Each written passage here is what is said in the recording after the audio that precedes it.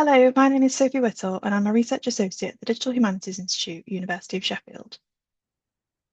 In my current role, I'm responsible for developing projects and writing collaborative grants that investigate machine-assisted methods for the humanities, including fields such as scholarly editing, computational literary studies, and digital pedagogy.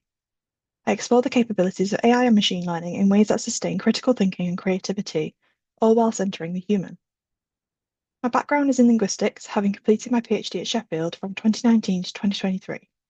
Here I trained in corpus-based statistical and qualitative methods for analysing linguistic change in the history of English.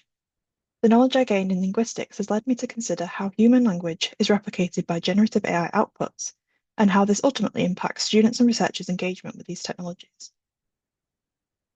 I also worked as an RA on the C21 Editions project at the DHI, where I experimented with different machine learning methods to produce a teaching edition of a text by Geoffrey Chaucer, who was a poet in the 14th century. Here I learned about how AI might impact future learning and teaching from conducting focus groups and interviews with students and lecturers. In these participatory workshops, we recognised that if generative AI was to be used in a classroom environment, it would need to be embedded in peer and whole group settings, with ideas developed by human critical thinkers. Students and lecturers were cautious about maintaining some of the manual creative labour practices of scholars, alongside the need for constant questioning around machine learning models' true capabilities in a given context. Since conducting this research, I've been advocating for informed decision-making and critical thinking around the use of AI that uphold these important values within humanities. For instance, I organised a workshop for an academic coaching community on AI anxiety in academia, explaining what generative AI is and how it is currently used in research and teaching, fielding questions about AI's impact on the work and well-being of students. I was also invited to speak at a seminar series called Animating Text at Newcastle University, probing whether generative AI can be used to access culturally subversive stories within canonical text.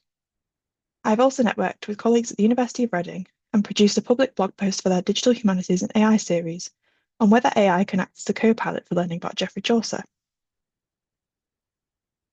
The audiences I engage with across these events raise crucial concerns for new researchers in the face of constantly evolving AI technology, such as cognitive offloading, leading to stifled student learning and creativity, and accusations of plagiarism, hallucinations or fabrications made by generative AI which go undetected, leading to the potential circulation of cultural bias and stereotypes, the further siloing of academic research exacerbated by the hype and fear around the use of generative AI tools.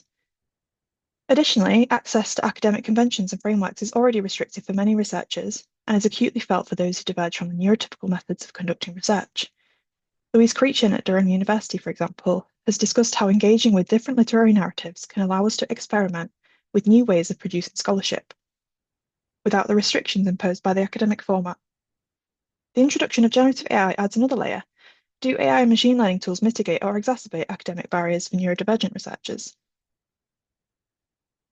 Should my application be successful, I would like to collaborate with other scholars, educators, and practitioners to develop a community of practice, which would explore how best to support the originality and creativity of new researchers, particularly neurodivergent researchers, alongside the rise in new AI software. I'd like to organise 2 to 3 online interactive workshops on the impact of generative AI and large language models on new researchers' learning, idea generation, and production of novel insights. I would invite 8 to 9 speakers in total from spheres such as digital education and pedagogy, academic coaching and well-being, disability and neurodivergent studies, and critical AI for the humanities and creative and cultural industries. The online format would allow for speakers and audience members from across the globe, and workshops would be organised for regular intervals throughout the fellowship from around month 3. Around 2/3 of the funding would be reserved to paid speakers.